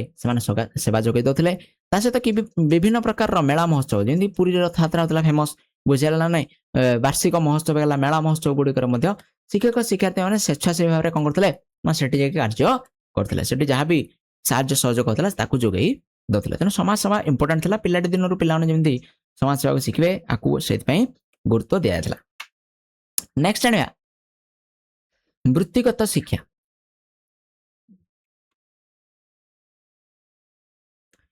वृत्तिगत शिक्षा कहले कोन ना पाठ पढ़ा सहित किछि कार्यक्रम किछि वृत्ति किछि मौलिक वृत्ति उपरे गुरुत्व दिया थिला जोटा पिला माननकु आत्मनिर्भरशील कराइबा अर्थनैतिक दृष्टिकोण रु एटा को गुरुत्व दिया जायथिला ठीक अछि तन पिला मानक आत्मनिर्भरशील करिया को एटी गुरुत्व दिया छि अर्थनैतिक दृष्टिकोण रु इंपोर्टेंट थिला काहे कि ना पिला माने निजे रोजगार क्षम हे परंतु से भितर कोन कोन ना काठ काम हे गला हस्तकर्म हे गला लुगा बुणा बेत काम भली विभिन्न प्रकार रो एटी कार्य को कोन कराइ छि गुरुत्व दिया छि सिमति कृषि कार्य में 25 एकर जमी थिला सेठी विद्यालय रो बुझाला ना सेठी पिला माने कृषि कार्य करथिले सिमति तंत आ चरखा मध्ये रहितला जोठी कोन होतला सुता कटा होतला लुगा बुणा होतला ई सब जिंस करथला तो विभिन्न वृत्ति रे पिला माने सेठी ट्रेनिंग दिया होतला ठीक अछि नेक्स्ट कोन थला संगीत और नाटक संगीत कोन होतला ना पिलार कला आ संगीत भली गुण गुडी कर विकास करिया पई कोन करथला ना संगीत शिक्षा प्रदान करथला एटी अपर्णा पांडा नामक जने चक्षुण गायिका मध्ये करथले ना पिला मानको संगीत शिक्षा प्रदान करथले से किछि समय पई संगीत शिक्षा प्रदान करचंदी किंतु निश्चित भाବରେ इंपोर्टेंट एटी कला आ संगीतर विकास करिया पई संगीत आ नाटक परिवेषण कराउथला संगीत शिक्षा पिला मानको दिया जाऊ थिला ता सहित नैतिक शिक्षार मध्ये इंपोर्टेंट थिला नैतिक शिक्षा कहले कोन नैतिक शिक्षा कहले साधारण बुझाउ ठीक भूल विचार करि परियो आमे नैतिकता कहिताउ तनो एई नैतिक शिक्षा पिला मानको दिया जथला पिला मानकर नैतिक विकास निमंते ଶିକ୍ଷାର୍ଥୀ ମାନେ ପ୍ରତ୍ୟହ ପ୍ରାର୍ଥନା କରୁଥିଲେ। ଏଟା ଗୋଟେ କ୍ୱେଶ୍ଚିନ୍ ଆସିଛି ଯେ ସତ୍ୟବାଦୀ ବନବିଦ୍ୟାଳୟରେ ନୈତିକ ବିକାଶ କରିବା ପାଇଁ କ'ଣ କରାଥିଲା? ତ ପ୍ରତ୍ୟେକ ଦିନ ପ୍ରାର୍ଥନା ସଭାର ଆୟୋଜନ କରାଥିଲା। ତା ସହିତ ମହାପୁରୁଷମାନଙ୍କର ଜୀବନୀ, ସେମାନଙ୍କର କାର୍ଯ୍ୟାବଳୀ ଆଉ ସେମାନଙ୍କର ଆଦର୍ଶ ଆଉ ନୀତିଗୁଡ଼ିକୁ ମଧ୍ୟ ପିଲାମାନଙ୍କ ସହିତ ଆଲୋଚନା କରାଥିଲା। ବିଭିନ୍ନ ପ୍ରକାରର ମହାପୁରୁଷମାନଙ୍କର ଜନ୍ମଦିବସକୁ ପାଳନ କରାଯାଉଥିଲା। ସେମାନଙ୍କର କ'ଣ ନା ନୀତି ଆଦର୍ଶକୁ ପିଲାମାନଙ୍କ ଆଗରେ ଆଲୋଚନା କରାଯାଇଥିଲା, ଯାହାଫଳରେ ସେମାନଙ୍କର କ'ଣ ହବ ନା ନୈତିକ ବିକାଶ ହେଇପାରିବ ପିଲାମାନଙ୍କର। ଠିକ୍ ଅଛି, ତ ଏସବୁ କିଛିଟା ଥିଲା କ'ଣ ସହ ପାଠ୍ୟକ୍ରମ କାର୍ଯ୍ୟାବଳୀ। ଠିକ୍ ଅଛି, ପାଠ୍ୟକ୍ରମ ଆଉ ସହ ପାଠ୍ୟକ୍ରମକୁ ଆଶା କରୁଛି ତୁମେ ସମସ୍ତେ ଭଲ ବୁଝିପାରିଥିବ। ତାପରେ ଆମେ ଜାଣିବା ଶିକ୍ଷାଦାନ ପ୍ରଣାଳୀ ବିଷୟରେ। ଗୋପବନ୍ଧୁ ଆଧୁନିକ ଶିକ୍ଷାଦାନ ପ୍ରଣାଳୀକୁ, ଆଧୁନିକ ଶିକ୍ଷାଦାନ ପଦ୍ଧତିକୁ ନାପସନ୍ଦ କରିଥିଲେ। କାହିଁକିନା ଆମେ ଜାଣିଛେ ତାର କାହିଁକି ନାପସନ୍ଦ କରିଥିଲେ ନା ସେ ଗୁରୁକୁଳ ସିଷ୍ଟମକୁ ଅଧିକ ଗୁରୁତ୍ୱ ଦେଲେ। ତ ଗୁରୁକୁଳ ପରମ୍ପରାରେ ପ୍ରଚଳିତ ଥିବା ଯେଉଁ ପଦ୍ଧତି ପ୍ରଚଳିତ ଥିଲା ତାକୁ ଅଧିକ ସେ ଗୁରୁତ୍ୱ ଦେଇଥିଲେ। ଶିକ୍ଷାକୁ ସରସ ସୁନ୍ଦର କରିବା, ଆନନ୍ଦମୟ କରିବା, ସେଇ ଉପରେ ଗୁରୁତ୍ୱ ମଧ୍ୟ ଦିଆଯାଉଥିଲା। ଏ ଭିତରେ କ'ଣ କ'ଣ ଶିକ୍ଷାଦାନ ପ୍ରଣାଳୀ ଉପରେ ଗୁରୁତ୍ୱ ଦେଇଛନ୍ତି ତାକୁ ଆମେ ନିଶ୍ଚିତ ମନେ ରଖିବା। ବକ୍ତୃତା ପଦ୍ଧତି, ପ୍ରଶ୍ନୋତ୍ତର ପଦ୍ଧତି, କାର୍ଯ୍ୟ ମାଧ୍ୟମରେ ଶିକ୍ଷଣ, ଆଲୋଚନାମୂଳକ ପଦ୍ଧତି ଆଉ ସମସ୍ୟା ସମାଧାନ ପଦ୍ଧତି। ସେମିତି ଛୋଟ ପିଲାମାନଙ୍କ ପାଇଁ କ୍ରୀଡ଼ା ଆଉ ଗଳ୍ପ କଥନ ପଦ୍ଧତି ମଧ୍ୟ ପ୍ରଚଳନ ଥିଲା। ଆକୁ ଆମେ ଗୋଟେ ଗୋଟେ ବୁଝିବା ନିହାତି ଇମ୍ପୋର୍ଟାଣ୍ଟ ହେଲା। ଶିକ୍ଷାଦାନ ପ୍ରଣାଳୀ କହିଲେ ପ୍ରଥମେ କ'ଣ ଆମେ ଜାଣିବା? ଶିକ୍ଷାଦାନ ପ୍ରଣାଳୀ କହିଲେ ଯେ ଆମେ କୌଣସି ଗୋଟେ ବିଷୟକୁ କେଉଁଭଳି ଭାବରେ ପାଠ ପଢ଼ାଇଥାଉ ସେଟାକୁ ଆମେ ଶିକ୍ଷାଦାନ ପ୍ରଣାଳୀ ବୋଲି କହିଥାଉ। ଯେମିତି ଉଦାହରଣ ନେବା ଇଂଲିଶ ଆଉ ମ୍ୟାଥ, ଦିଟା ସବଜେକ୍ଟ। ଇଂଲିଶ ଯେତେବେଳେ ପଢ଼ା ହୁଏ ଆମେ ଅଲଗା ୱେରେ ଶିକ୍ଷକ ଆମକୁ ପଢ଼େଇଥାନ୍ତି। ମ୍ୟାଥ ଯେତେବେଳେ ପଢ଼ା ହୁଏ ତାକୁ ଅଲଗା ୱେରେ ପଢ଼ା ହୁଏ। ହିଷ୍ଟ୍ରି ଯେତେବେଳେ ପଢ଼ା ହୁଏ ତାକୁ ଅଲଗା ୱେରେ ପଢ଼ା ହୁଏ। ଠିକ୍ ଅଛି ନା ନାହିଁ? ତ ଯେମିତି ରୂପରେ ଶିକ୍ଷକ ଏଇ ବିଷୟଟିକୁ ପଢ଼େଇଥାନ୍ତି ତାକୁ ଆମେ ଶିକ୍ଷାଦାନ ପ୍ରଣାଳୀ ବା ଶିକ୍ଷାଦାନ ପଦ୍ଧତି ବୋଲି କହିଥାଉ। ଏକା ଜିନିଷ, ଶିକ୍ଷାଦାନ ପ୍ରଣାଳୀ ବା ଶିକ୍ଷାଦାନ ପଦ୍ଧତି, ଯୋଉଟାକୁ ଆମେ ମେଥଡ୍ସ ଅଫ୍ ଟିଚିଂ ବୋଲି କହିଥାଉ। ଠିକ୍ ଅଛି, ଆଶା କରୁଛି ଏତିକି ବୁଝିପାରିଲ ଯେ କୌଣସି ଗୋଟେ ବିଷୟକୁ କେମିତି ପଢ଼ାଯାଇଥାଏ ସେଟା ହେଉଛି ଶିକ୍ଷାଦାନ ପଦ୍ଧତି। ତାପରେ ଜଣେ ଗୋଟେ ଗୋଟେ ପଦ୍ଧତି। ପ୍ରଥମ ହେଉଛି ଦେଖ ଲେଖା ହେଲା, ପ୍ରଥମ ହେଉଛି ବକ୍ତୃତା ପଦ୍ଧତି। ବକ୍ତୃତା କହିଲେ ସାଧାରଣତଃ ଭାଷଣ। ବକ୍ତୃତାର ଅର୍ଥ କ'ଣ? ଭାଷଣ। ଭାଷଣ ଯେତେବେଳେ ଦିଆ ହୁଏ କେମିତି କୁହା ହୁଏ? ଭାଷଣ ଯେତେବେଳେ ଦିଆ ହୁଏ କୌଣସି ଗୋଟେ ଷ୍ଟେଜରେ କୌଣସି ଲୋକ ଭାଷଣ ଦିଅନ୍ତି, ସେ କ'ଣ କରନ୍ତି ନା ତାଙ୍କ ଭାଷଣ ସିଧା ଫାଷ୍ଟରୁ ଲାଷ୍ଟ ପର୍ଯ୍ୟନ୍ତ ସେ କହି ଯାଆନ୍ତି, ବୁଝେଇ ଯାଆନ୍ତି। ଆଉ ଯେଉଁମାନେ ଶୁଣୁଥାନ୍ତି ସେମାନେ କେବଳ ଲାଷ୍ଟ ପର୍ଯ୍ୟନ୍ତ ଶୁଣି ଯାଆନ୍ତି। ଲାଷ୍ଟରେ ଯଦି ସେଇ ଶ୍ରୋତା ଭିତରୁ କୌଣସି ଲୋକଙ୍କର କିଛି ଡାଉଟ୍ ହେଲା ସେ ପ୍ରଶ୍ନ ପଚାରନ୍ତି। ଏଇଟା କୁହାଯାଏ ବକ୍ତୃତା ପଦ୍ଧତି। ଏଇ ବକ୍ତୃତା ପଦ୍ଧତି ସାଧାରଣତଃ ବଡ଼ ପିଲାମାନଙ୍କ କ୍ଷେତ୍ରରେ ଆଜିକା ଡେଟ୍ରେ ଯଦି ଆମେ କହିବା, ଆଜିକା କଲେଜ ମାନଙ୍କରେ ସାଧାରଣତଃ ଏଇ ବକ୍ତୃତା ପଦ୍ଧତିରେ ପାଠ ପଢ଼ା ଯାଇଥାଏ। ଠିକ୍ ଅଛି, ଯୋଉଟାକୁ ଆମେ ଇଂରାଜୀରେ କହିଥାଉ ଲେକ୍ଚର ମେଥଡ। କ'ଣ କହିଥାଉ? ଲେକ୍ଚର ମେଥଡ ହେଲା। ତେଣୁ ଲେକ୍ଚର ମେଥଡରେ ପାଠ ପଢ଼ାଯାଏ, ସେଇଥିପାଇଁ ଏଟାକୁ ଲେକ୍ଚର ବୋଲି କୁହାଯାଏ। କଲେଜରେ ଯେଉଁ ପାଠ ପଢ଼ାଯାଏ ସେଟା କୁହାଯାଏ ଲେକ୍ଚର, ଆଉ ଯିଏ ପାଠ ପଢ଼େ ତାଙ୍କୁ କୁହାଯାଏ ଲେକ୍ଚରର। ବୁଝିଲା? ନେକ୍ସଟ କ'ଣ? ନେକ୍ସଟ ହେଉଛି ପ୍ରଶ୍ନୋତ୍ତର ପଦ୍ଧତି। ପ୍ରଶ୍ନୋତ୍ତର ପଦ୍ଧତିକୁ ଇଂରାଜୀରେ କୁହାଯାଏ question and answer method. Question answer method. ଠିକ୍ ଅଛି, ପ୍ରଶ୍ନୋତ୍ତର ପଦ୍ଧତି ଏଠି ପ୍ରଶ୍ନ ପଚରାପଚରି ହୁଏ। ଠିକ୍ ଅଛି ନା ନାହିଁ? ତା ମାଧ୍ୟମରେ ବିଭିନ୍ନ ପ୍ରକାର ଡାଉଟ୍ ପିଲାମାନଙ୍କର କ୍ଲିୟର କରାଯାଇଥାଏ। ନେକ୍ସଟ ହେଉଛି କାର୍ଯ୍ୟ ମାଧ୍ୟମରେ ଶିକ୍ଷା। କାର୍ଯ୍ୟ ମାଧ୍ୟମରେ ଶିକ୍ଷାକୁ ଇଂରାଜୀରେ କୁହାଯାଏ ଲର୍ଣ୍ଣିଂ ବାଇ ଡୁଇଂ। ପିଲା କୌଣସି ଗୋଟେ କାର୍ଯ୍ୟକୁ କରିକି ଶିଖିବା। ଯେମିତି ଆମେ କହିଲେ ଗୋପବନ୍ଧୁଙ୍କ ଶିକ୍ଷା ବ୍ୟବସ୍ଥାରେ ଆମେ କହିବା ଲୁଗା ବୁଣିବା। ଠିକ୍ ଅଛି, ଲୁଗା ବୁଣାକୁ ତ ବହିରେ ପଢ଼େଇ ଦେଲା ହବନି, ପିଲାକୁ ନିଜେ ଲୁଗା ବୁଣିବାକୁ ଯଦି ଶିଖିବାର ଅଛି ତେଣୁ ସେ ଲୁଗା ନିଜେ ବୁଣିକି ହିଁ ଶିଖିବ। ତେଣୁ ଏଟାକୁ କାର୍ଯ୍ୟ ମାଧ୍ୟମରେ ଶିକ୍ଷା କୁହାଯାଏ। ତେଣୁ ବିଭିନ୍ନ ପ୍ରକାର ମୌଳିକ ଧନ୍ଦାକୁ ଏଇ କାର୍ଯ୍ୟ ମାଧ୍ୟମରେ ଶିକ୍ଷାରେ ପଢ଼ା ଯାଇଥିଲା। ନେକ୍ସଟ ହେଉଛି ଆଲୋଚନାମୂଳକ ପଦ୍ଧତି। ଆଲୋଚନାମୂଳକ ପଦ୍ଧତିକୁ ଡିସ୍କସନ ମେଥଡ ବୋଲି କୁହାଯାଇଥାଏ। ଠିକ୍ ଅଛି, ଡିସ୍କସନ ମେଥଡ ବିଭିନ୍ନ ପ୍ରକାର ବିଷୟକୁ ଆଲୋଚନା ମାଧ୍ୟମରେ ପିଲା ଆଉ ଶିକ୍ଷକଙ୍କ ଭିତରେ ଆଲୋଚନା ହେଇଥାଏ, ଯାହାଫଳରେ ସବୁ ପ୍ରକାରର ଦୃଷ୍ଟିରୁ ପିଲାଙ୍କ ପାଇଁ ଇମ୍ପୋର୍ଟାଣ୍ଟ ହେଇଥାଏ। ଆଲୋଚନା ପଦ୍ଧତିକୁ ସବୁ ଜାଗାରେ ଗୁରୁତ୍ୱ ଦିଆଯାଇଥାଏ ନିଶ୍ଚିତ ଭାବରେ। ଠିକ୍ ଅଛି, ତା ସହିତ ସମସ୍ୟା ସମାଧାନ ପଦ୍ଧତି, ଯୋଉଟାକୁ ଇଂରାଜୀରେ କୁହାଯାଏ ପ୍ରୋବ୍ଲେମ ସଲଭିଂ ମେଥଡ। ବିଭିନ୍ନ ପ୍ରକାର ସମସ୍ୟାର ସମାଧାନ ପିଲାମାନେ କେମିତି କରିପାରୁଛନ୍ତି ତା ଉପରେ ମଧ୍ୟ ଗୁରୁତ୍ୱ ଦିଆଯାଉଥିଲା। ତା ସହିତ ଛୋଟ ପିଲାମାନଙ୍କ ପାଇଁ କ୍ରୀଡ଼ା ପଦ୍ଧତି, ପ୍ଲେ ୱେ ମେଥଡ। ଠିକ୍ ଅଛି, ପ୍ଲେ ୱେ ମେଥଡ ବା କ୍ରୀଡ଼ା ପଦ୍ଧତି। ଛୋଟ ପିଲାମାନେ ସାଧାରଣତଃ ଖେଳ ପ୍ରତି ଅଧିକ ଆଗ୍ରହ ହୁଅନ୍ତି, ତେଣୁ ତାଙ୍କୁ ବହି ନ ପଢ଼େଇକି ତାଙ୍କୁ କ'ଣ ଖେଳେଇକି ବିଭିନ୍ନ ପ୍ରକାର ଜିନିଷ ଖେଳିବାକୁ ଦିଆଯିବ। ବୁଝିଲା ନା ନାହିଁ? ଖେଳ ମାଧ୍ୟମରେ ସେମାନେ ବିଭିନ୍ନ ଜିନିଷ ଶିଖିବେ, ଯେମିତି ଆଜିକାର ଅଙ୍ଗନବାଡ଼ି ମାନଙ୍କରେ ହେଉଛି। ଠିକ୍ ଅଛି ନା ନାହିଁ? ତେଣୁ ଛୋଟ ପିଲାମାନଙ୍କୁ ଖେଳ ମାଧ୍ୟମରେ ଶିକ୍ଷା ଆଉ ଗଳ୍ପ କଥନ ପଦ୍ଧତି, ଯୋଉଟାକୁ ଆମେ ଷ୍ଟୋରି ଟେଲିଂ ମେଥଡ ବୋଲି ଆମେ କହିଥାଉ। ସାଧାରଣତଃ ଗପ କହିକି ବିଭିନ୍ନ ଜିନିଷ ଶିଖେଇବା। ତ ଏମିତି ବିଭିନ୍ନ ପ୍ରକାର ଶିକ୍ଷାଦାନ ପଦ୍ଧତି ଉପରେ ଗୁରୁତ୍ୱ ଦିଆଯାଇଛି। ଠିକ୍ ଅଛି, ତ ମୁଁ ଏଗୁଡିକ ଲିଭାଇ ଦେଉଛି। आशा करुच्ची तुम ये शिक्षादान पद्धति गुड़ी मन रख ठीक अच्छे जितेटा पद्धति अच्छी तुम निश्चित भाव में मन रख ठीक अच्छे नेक्स्ट नेक्स्ट देखिए डिसिप्लिन श्रृंखला व्यवस्था कौन था श्रृंखला कौन गुरुत्व देते गोपबंधु ये आत्मश्रृंखला गुरुत्व दि जाए पे निज निज आड़े श्रृंखलित हूँ श्रृंखला प्रतिष्ठा करने छात्रवास छात्रवास कथा कहीदा जे ये जो विद्यालय ये विद्यालय गोटे आवासिक विद्यालय था आपको आम जाना निहत आवश्यक आवासिक विद्यालय मैंने कहले कौन ना सीधा सीधा कहले हॉस्टल कथा विद्यालय गोटे हॉस्टल थिला ठीक अच्छे पिला माने सेठी रहीकि पाठ पढ़ुते ठीक अच्छे जेहेतु हॉस्टल थिला से हॉस्टल रे गोटे कौन थिला ना गोटे परिचालना परिषद थिला परिचालना परिषद कहले हॉस्टल रे विभिन्न प्रकार कार्य जिमती आम गोटे कथा कहवा खाद्य बा रोसई कथा कहवा खाइबा हो गला विभिन्न प्रकार सभार आयोजन जमीती कि तर्क सभा कहले आम आयोजन कही सारे प्रार्थना सभा कहले बुझेगा ना नहीं खेल कथा कहले है क्रीड़ा यही सब जिनस को आयोजन करने यही जो परिषद थिला एठी किछि सदस्य बा किछि सभ्य रहिथिले किए रहिथिला सभ्य ना छात्र माने छात्र छात्री माने ही एठाकार सभ्य थिले से माने संपूर्ण रूपे यही हॉस्टल को कौन करथिले परिचालना करथिले तो सबु जिनस को से तदारक करथिले ठीक अछि तेनु विचारालय विद्यालय रे छात्र मानकर निजस्व गोटे विचारालय मध्य थिला विचारालय गले जो कोर्ट कहउछ पिले ठीक अछि छात्र मानकर गोटे कोर्ट थिला तेनु मॉनिटर माने समस्त समस्यार समाधान मध्य करथिले ठीक अछि मॉनिटर सिस्टम थिला जे सेठी जो से जो परिचालना परिषद थिला सेठी विभिन्न प्रकार मॉनिटर रहिथिले तो सेमानक भितरे दायित्वर बंटन होइथिला सेमाने सेमानक क्षेत्रर दायित्व को सेमाने सुचारू रूपे तुलाउथिले आ जदि पिला मानकर कौन प्रकार समस्या होता पिला मान भितर झगड़ा होता ताले सेमाने निजस्व विचारालय रे सेठी गोटे कोर्ट थिला पिला माने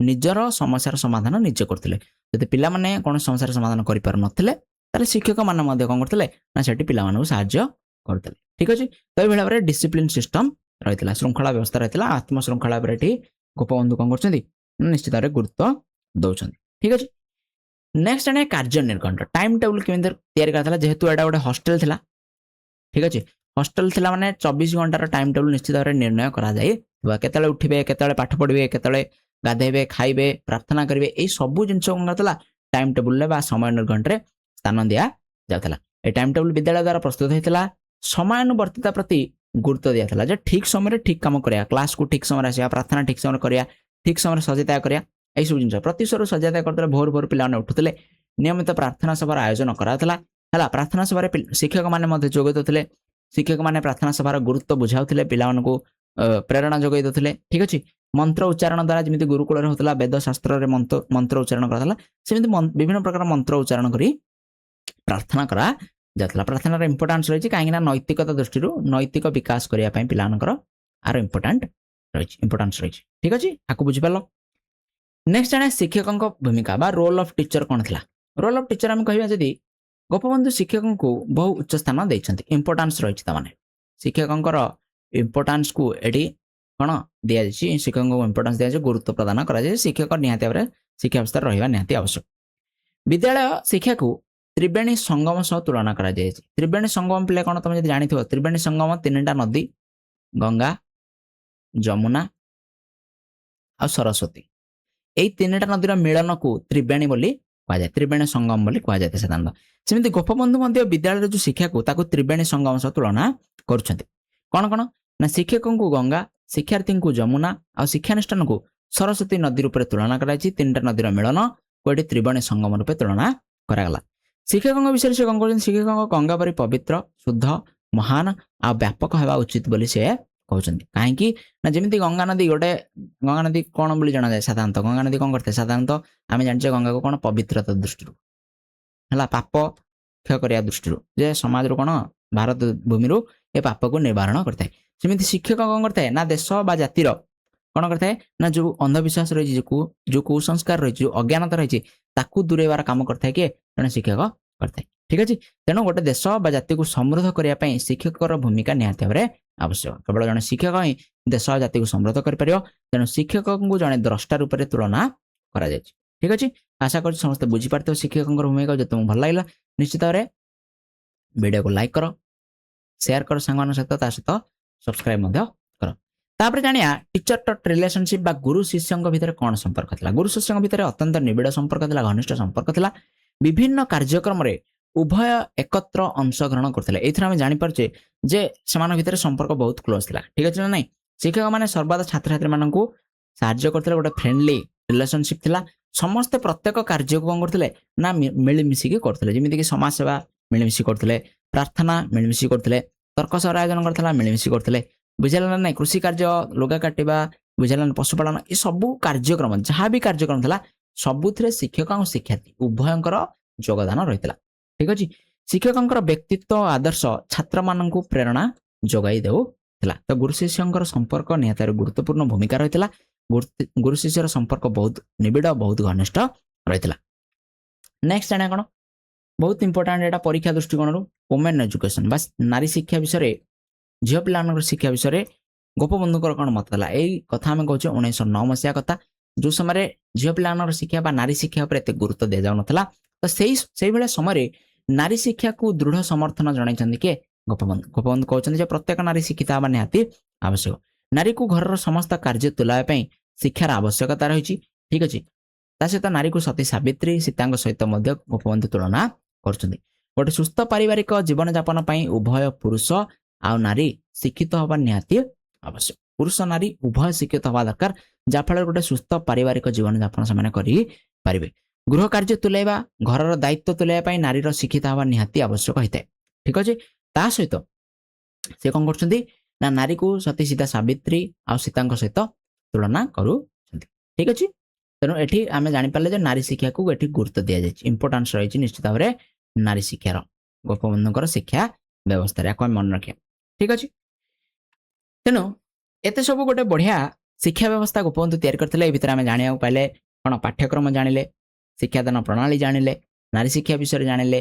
गुरु शिष्य संपर्क जानिले सहपाठ्यक्रम कार्यावली जानिले विभिन्न प्रकार दिग को आम सविशेष आलोचना करी एपर्यंत आम पहुँचे तो एपर्यंत वीडियो को देखुच निश्चित भाव में वीडियो को लाइक कर शेयर कर सांग मान सहित जो मैंने सब्सक्राइब कर चैनल को निश्चित भाव में सब्सक्राइब कर ठीक अच्छे आशा कर समस्त बुझीपार बर्तमान देखिए एत गोटे बढ़िया शिक्षा व्यवस्था तैयारी सत्वे यही शिक्षा व्यवस्था बा यही गोपबंधुकर सत्यवादी वन विद्यालय गोटे दिन पतन घटुची बंद हो जाए आम साधारणतः कहले ठीक अच्छे गोपबंधुकर ए विद्यालय बंद हो तार कौन कौन कारण रही आम सविशेष बुझा चेष्टा करिया प्रथम कारण हूँ स्थानीय लोक समर्थन अभाव लोक मैंने ए विद्यालय को सेते समर्थन जना नथिले आर कारण हूँ विद्यालय चतुर्पार्श्व रक्षणशील ब्राह्मण समाज अवस्थित थिला तो से समय विद्यालय जो जगार तैयारी होता से जगार आखपाखे कौन था ना ब्राह्मण समाज कहले विभिन्न प्रकार गाँ रही से ब्राह्मण जातिर लोक मैंने बसवास करते ब्राह्मण जातिर गाँ गुड़िक रही तो से समय आजिर का जुगे कौन हो लोक मान भर छुआ अछुआर भेदभाव रोचे तो से समय छुआ अछुआर भेदभाव सबुठू कौन था अधिक मात्रा आम कह से ब्राह्मण गाँव में विभिन्न प्रकार कठोर नियम ठीक अच्छे कठोर नियम कौन था प्रचलन था जमी आम कह छता जोता लुंगीर निषेध माने छता कहीं व्यवहार करें गाँव में ठीक अच्छे ना नहीं जोतार व्यवहार करें चपल पिंधिकी गाँ भर कहीं जापर ना लुंगी कहीं पिंधिकी जापर ना बुझेगा ना नहीं ब्राह्मण पिला निश दाढ़ी रखिपारे ना से कौन सब सेविंग हे क्लीन सेव हे बुझेगा ना माल अंडा हे जहाँ भी से समय नियम गुड़िक बहुत कठोर था एक्सट्रीम था बहुत कठोर मात्रा ये नियम कानून गुड़ी को पालन करा जाउथला किंतु शिक्षार्थी माने कौन करते पिला माने ये नियम गुड़ी को उल्लंघन करते जेहेतु से विद्यालय को जावाक हेले ना कौन करा पड़ता ना गाँ मध्य देकी जावाक पड़ुला ठीक अच्छे तेना गोपबंधु यही नियम गुड़ी को पालन करू नथिले पंडित नीलकंठदा से समय गोटे विप्लव आरंभ कले निश्चय विप्लव जहाँफल कौन ना ब्राह्मण पिला माने जो मान मना करा निश्चय दाढ़ी रखिबनी से निश्चय दाढ़ी रखी बुलिले जहाँफल एटा लोक मान मन गोटे कौन क्रोधर कारण साजिला विद्यालय समाज अंधविश्वास अस्पृश्यता दूरीकरण संस्कार को विरोध करूला ठीक अच्छे ना नहीं ठीक अच्छे जो आम कहीपर दूरीकरण संस्कार नुहे अंधविश्वास और अस्पृश्यता को विरोध करता कि विद्यालय कहूला जे समाज में सब छुआ अछुआ भेदभाव जाति भेद रही बुझे ना यहाँ हूँ अंधविश्वास छुआ अछुआ भेदभाव जोटा अस्पृश्यता कहे आपको संपूर्ण रूप विरोध कला केमी आम जानूचे विरोध करता ना ये विद्यालय गोटे सार्वजनीन विद्यालय था सार्वजनीन माने सबु पिला माने सेठी पाठ पढुथले केवल पाठ पढुथले इंपोर्टेंट होची केवल पाठ पढुथले एकाठी रही पाठ पढुथले सेटा गोटे हॉस्टल थिला ठीक अछि गोटे हॉस्टल थिला आवासिक विद्यालय थिला तेनो सबु जातिर पिला माने एकाठी रहुथले गोटे जगह खाउथले गोटे जगह रहुथले गोटे जगह सोउथले गोटे जगह पाठ पढुथले तो सबु कार्यक्रम को सबु जातिर पिला माने सेठी करूथले ठीक अछि विद्यालय रे कोनस प्रकार छुआ अछुआ भेदभाव नथिला तेनो समाज रो सबु वर्गर शिक्षार्थी एकाठी रहुथले पाठ पढुथले सेति एटा लोक मानकु पसंद नथिला सेठु जो ब्राह्मण लोक मान थिले से जो ब्राह्मण समाज रो नीति नियम थिला सेही नीति नियम को करथला ए खोला खोली विरोध करथला तेनो एटा लोक मानकु पसंद करला नथिला सेति से मान कोन करथले ना समर्थन जणाइले नाही एमिति मध्ये होईची जो लोक माने विद्यालय रे कोन करछथि निया मध्ये लगेई दिसंदे रागे बुझला ना जा फळ रे विद्यालय रे बहुत क्षयक्षति होईची तेनो स्थानीय लोकंकर समर्थन नथिला ए होची प्रथम कारण सबटु इंपोर्टेंट कारण होची एटा बुझला स्थानीय लोक एटा समर्थन करिले नाही नेक्स्ट सरकारी सहयोगर अभाव मध्ये देखला सरकार मध्ये एटा को समर्थन जणाइले नाही सरकार काहे समर्थन जणाइले नाही निश्चित भाबरे जेहेतु एई विद्यालय पिला मानक भितरे देश प्रेम बुझला जातीयतावाद आ आदर्श भली गुणर उत्स थिला एई विद्यालय एई पारंपरिक अनुष्ठान पिला मानक भितरे देश प्रेम जागृत करथला जातीयतावाद भली गुण गुडी को जागृत करथला विभिन्न प्रकार गुण इंग्रेज सरकार को विरुद्ध रे जाय कि देश प्रेम तैयार करथला विद्यालय पिला मानकु देशात्मबोध भावना रे जागृत करेबा विद्यालय गोटे लक्ष्य थिला आमे पढी आछे बुझला जोटा इंग्रेज सरकार को विरुद्ध रे थिला तेनो सरकार एटा को कोनस प्रकार सहायता देले नै आ कोन कारण थिला ना सरकार को तरफ रु गोटे अनुदान प्रदान करा थिला विद्यालय केते टका ना 70 टका सेही समय 70 टका अनुदान थिला माने पैसा मिलुथला विद्यालय रो डेवलपमेंट पई किंतु गोपबंधु विद्यालय रो मौलिकता नष्ट होबा आशंका रे गोपबंधु एई अनुदान को ग्रहण करू नथिले विद्यालय जो कर्मकर्ता माने थिले जो शिक्षक माने थिले जे माने काम करथिले से माने भला हर जानिथिले जे जदि इंग्रेज माने एटा को पैसा दउचंदी तो भविष्य रे कोन करे ना इंग्रेज माने एटा को करे हाथ करिया को चेष्टा करे आ जदि सरटे सत्यवादी महाविद्यालय इंग्रेज शासन हाथ को पड़ेला ताले जो उद्देश्य रे विद्यालय तैयारी हेची जो ओडिया जातिर उन्नति पई विद्यालय तैयारी हेची जो देश प्रेम जागृत करे पई विद्यालय तैयारी हेची सेटा केतले संपूर्ण रहइबो नाही सेटा कोन हबो ना इंग्रेज हाथ रे एटार नष्ट हबो सेति पई गोपबंधु आ अन्य कर्मकर्ता माने मध्ये कोन गलेनी ना सेही अनुदान को ग्रहण करले नाही तेनु विद्यालय कोनला ना सरकारंकर क्रोधर शिकार हला विद्यालय को कोनस प्रकार रो सरकारी सहायता मिलिला नाही ठीक अछि दीटा पॉइंट बुझी पारथिबो आशा करछि तृतीय नंबर पॉइंट तृतीय पॉइंट होची आर्थिक दुरावस्था अर्थनैतिक दृष्टिकोण रु ए विद्यालय बहुत प्रकार असुविधा सम्मुखीन हला 1921 रे विद्यालय को जातीय विद्यालय मान्यता मिलला आको हम मन रखिया टाइमलाइन 1909 रे प्रतिष्ठा हला 1921 रे जातीय विद्यालय हला जातीय विद्यालय रूपे आको मान्यता दिया गला आउ 1926 आको मन रखिया 1926 रे विद्यालय बंद हला एई तीनटा मसिया तमे निश्चित मन रखियो नोट जदी करियो कर दियो 1909 रे प्रतिष्ठा 1921 रे जातीय विद्यालय रे परिणत 1926 रे विद्यालय बंद हे गला ठीक अछि तेनो 1921 रे विद्यालय को जातीय विद्यालय रे परिणत करि दिया गला किंतु ए विद्यालय जातीय विद्यालय रे परिणत हवा सत्ते आर्थिक अवस्थार शोचनीय थिला काहेकि आर्थिक अवस्था शोचनीय थिला तार विभिन्न प्रकार कारण अछि कोन प्रथम कथा अछि शिक्षा मागणा थिला ठीक अछि पिला मानटू कोनस पैसा निया गलने सेकंड जिंस हला सरकार कोटू कोनस पैसा निया गलने सरकार बेजस्ट देखले सरकार को अनुदान को ग्रहण करा गलने तीन रे स्थानीय लोक मध्य को समर्थन जणाइले नै स्थानीय लोक जेतु समर्थन जणाइले नि तनो पैसार अभाव एठी निश्चित भाबरे देखा गला गोपबंधु एहा को स्वयं शासित शिक्षानुष्ठान करियो लागिले शिक्षार्थी मानन को मागणा शिक्षा प्रदान करा जातला किछि शिक्षक आ शिक्षार्थी विद्यालय परित्याग करिया को बाध्य हले जेतु पैसार अभाव देखा गला तनो किछि शिक्षक कंगले विद्यालय छाड़ी की पड़ेला तांकु देखि किछि शिक्षार्थी मध्ये विद्यालय को परित्याग कले तो एमिति विभिन्न प्रकार कारण जोगु 1926 मसिया रे विद्यालय कंगला ना बंद कर दिया गला ठीक अछि नेक्स्ट पॉइंट आ गोटे इंपोर्टेंट पॉइंट अछि गोपबंधुकर स्वाधीनता आंदोलन रे अंशग्रहण सेही समय आवश्यकता यदि हम देखिया पराधीन भारत रे स्वाधीनता सबुटु अधिक इंपोर्टेंट थिला 1920 मसिया रे गोपबंधु कोन करछन ना जातीय कांग्रेस रे जोग दउछंती ठीक अछि 1920 मसिया रे गोपबंधु जातीय कांग्रेस जोग दउछंती आ 1920 मसिया रे जो असहयोग आंदोलन आरंभ हला हमर नॉन कोऑपरेशन मूवमेंट ठीक अछि गांधीजी को चिंताधारा रे अनुप्राणित थिले गोपबंधु आ असहयोग आंदोलन जो गांधीजी तैयार करथिले तार नेतृत्व गोपबंधु नले कोठी ओडिसा रे तार नेतृत्व नले गोपबंधु तेनो सेही समय स्वाधीनतार आवश्यकता शिक्षाटू अधिक थिला तेनो सेही समय गोपबंधु तांकर समस्त समय शक्ति आ संबल को स्वाधीनता आंदोलन पय व्यय करबा को लागिले ଫଳରେ ବିଦ୍ୟାଳୟକୁ ଧ୍ୟାନ ଦେଇପାରିଲେ ନାହିଁ। ଠିକ ଅଛି, ଏଠି ଦୁଇଟା ଯାକ ଜିନିଷ ଇମ୍ପୋର୍ଟାଣ୍ଟ। ଗାନ୍ଧୀଜୀଙ୍କ ଶିକ୍ଷା ବ୍ୟବସ୍ଥାରେ ମଧ୍ୟ ଏଇ ପଏଣ୍ଟ ଥିଲା ଯେ ଗାନ୍ଧୀଜୀ ରାଜନୀତିରେ ଅଧିକ ସମୟ ଅତିବାହିତ କରୁଥିଲେ, ବିଦ୍ୟାଳୟକୁ ଧ୍ୟାନ ଦେଇପାରିଲେନି। ସେମିତି ଗୋପବନ୍ଧୁ ମଧ୍ୟ ରାଜନୀତିରେ ଅଧିକ ସମୟ ଅତିବାହିତ କଲେ, ବିଦ୍ୟାଳୟକୁ ଧ୍ୟାନ ଦେଇପାରିଲେ ନାହିଁ।